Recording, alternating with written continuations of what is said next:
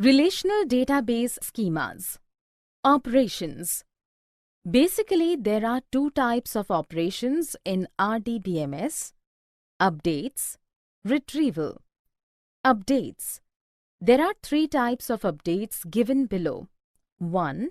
Insert. This is used to add a new row in a relation. This operation is capable of violating all constraints. 2. Delete. This operation helps to remove a row from a relation. The delete operation can violate only referential integrity rule. 3. Modify. This operation helps to change the values in some attributes of existing rows.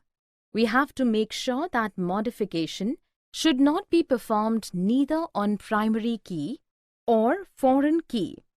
Retrieval operation. It helps to retrieve data from the table with the help of the query. On relational data model, does not cause violation any integrity constraints. Designing relational database schemas. We need to follow the certain rules to design the relational database. 1. Create a relation for every strong entity.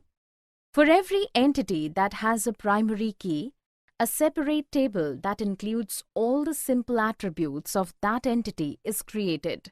We can choose either one of the key attributes of such an entity as the primary key, or choose a set of simple attributes that uniquely identify this entity as the primary key. 2. Create a separate relation for each weak entity type.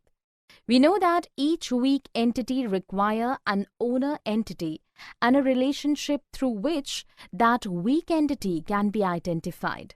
A separate relation is created for each weak entity. 3.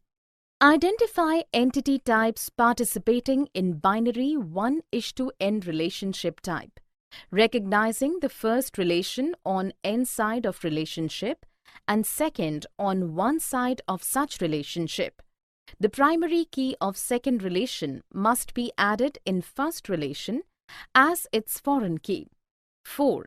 Identify entity types participating in binary m:(n) relationship type. For such relationships, we need to build a new table to show such relationship.